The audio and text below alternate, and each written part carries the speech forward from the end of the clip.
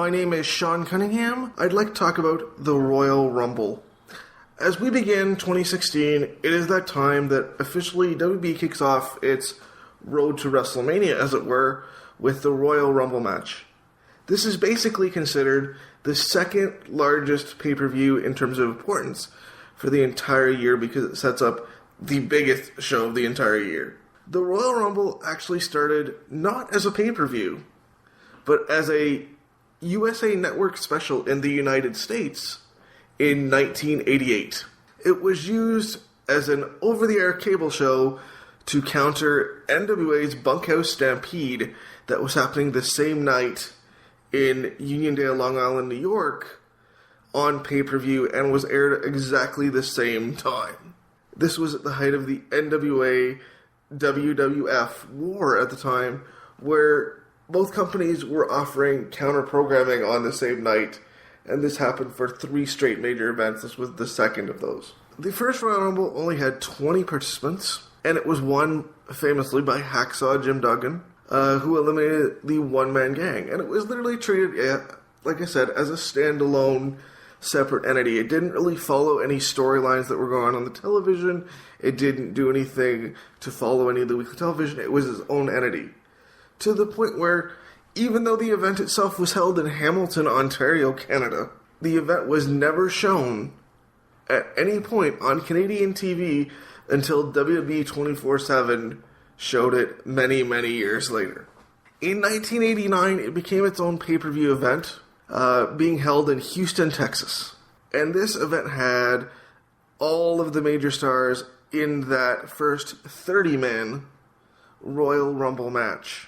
The match itself was won by Big John Studd, his last real major wrestling victory at a big event before his unfortunate passing of cancer a few years later.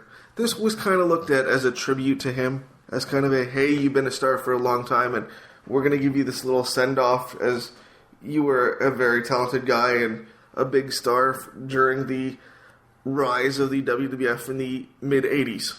This event in 89 was largely known not so much for the Royal Rumble match, but the infamous Rick Rude versus Ultimate Warrior pose down, where Rick Rude attacked the Ultimate Warrior with a workout bar and choked him out, setting up their Intercontinental title match at WrestleMania 5 2 months later. In 1990, the Royal Rumble was again used to set up WrestleMania, but not in the same way that it is used now, and it was used for many years. This was the first time that you saw the Ultimate Warrior and Hulk Hogan in the same ring. At the same time, there was a point in the middle of the match where both of them were in the ring, just them alone, and it was almost used as what they would call a test. You just heard the crowd go crazy, the announcers go crazy, and it was that moment where they realized that their plan for WrestleMania 6 to have Hulk Hogan take on the Ultimate Warrior was going to work in terms of crowd reaction. Hogan went on to win that Royal Rumble match, as well as the match the following year in 1991. In 1991, that was the first Royal Rumble event that had the World Wrestling Federation Championship defended at it in Miami. At the height of the Gulf War conflict, you had American turncoat Sergeant Slaughter, who had been siding with the Iraqis and Saddam Hussein and said all these negative things about America at the time, and the military, and America had gone soft, take the title from the Ultimate Warrior with some help from the Macho King Randy Savage, which essentially set up your co-main events for WrestleMania 7 in Los Angeles, where the Macho Man and Ultimate Warrior had a retirement match, and Hulk Hogan, the great American hero, took the WWF World title from Iraqi sympathizer Sergeant Slaughter. And there's a whole other story about things that happened to Sergeant Slaughter in the time frame and the events surrounding that, but that'll be another episode. In 1992, the winner of the Royal Rumble received the then vacant WWF Championship, and this show became known as, this was Ric Flair's big acceptance into WWE. He'd been with the company for 4 or 5 months at the time, and he was being groomed always as a champion. One of the few guys that came over from NWA or WCW, depending on what you want to call it, that was given a great deal of respect from Vince and the WWF at the time. Never taken out. He was even carrying the NWA World title that they had to blur out prior to that. And prior to this, they had just returned it. But Flair was crowned the champion and literally wrestled for what seemed like an hour, drawing number 3 in the Royal Rumble match, and lasting till the very end, where they really did keep it to the as close to the 2-minute intervals as I imagine they ever did. Not that those intervals were actually believable. But Ric Flair lasted a long time, and that again set up WrestleMania as Flair was one of the last 3 men in the ring with Sid Justice and Hulk Hogan. Justice eliminating Hogan, and then Hogan helping Flair essentially eliminate Justice, setting up the Hogan-Justice match, and giving Flair the WWF Championship for the first time. Again, the Royal Rumble, a catalyst to set up WrestleMania, as it always has been. In 1993, it was the first time that they had announced prior to that the winner of the Royal Rumble match would automatically get a WWF World title match as the main event of WrestleMania. That first winner was Yokozuna, who went on subsequently to beat Bret Hart at WrestleMania, and then subsequently, almost immediately, lose the title to Hulk Hogan in about a minute and a half at that same event in Vegas. But in every subsequent year, they decided that the winner of that match, to increase its importance, that the winner of the Royal match would get the main event slot at WrestleMania. In 1994 was the first year that you had a tie, where it was deemed that 2 men hit the floor at the same time, and that was Bret Hart and Lex Luger, who were both really deemed top guys, but WB, I think, was very conflicted in terms of which direction they wanted to go, so it was really easy to kind of have them tie, and then that kind of bought WB a couple more months to kind of figure out what they wanted to do, and they did eventually end up going with Bret Hart as the champion at the end of that WrestleMania. And the Royal Rumble has also become known for kind of, here's a way to make new stars. The first of that I really remember would have been in 1994, Diesel, who had, been a bodyguard to Shawn Michaels, and not really done a whole lot else, prior to that. Came into the ring, a big 7-foot guy, and eliminated, I believe 7 men during that event, to the point where the crowd started to cheer him as a babyface, even though he was clearly being booked as a heel at the time. And I thought it was very smart of WWF at the time to use the Royal Rumble to build a new star that they could go forward with, and they certainly did that with him.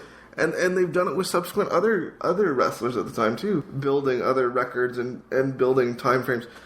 The other major part about the Royal Rumble match, with its guarantee of being about anywhere between 45 minutes to an hour, you have the chance to stagger talent, and you can do things like bring in surprises and bring in legends, and they've done those kind of things as well. I believe Dick Murdoch participated in a Royal Rumble match well after his retirement, or close to it. Dory Funk participated in a Royal Rumble match, I believe in 1996.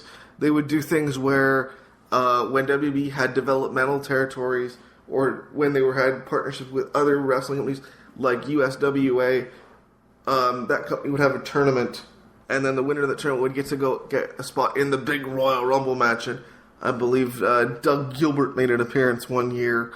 Over the time, they've done other things with surprises and other elements. Wrestlers from Japan have come over. In 94, Tenryu, the great Tenryu, was in a Royal Rumble match. And there's always been different things you could do with legends and with debuts.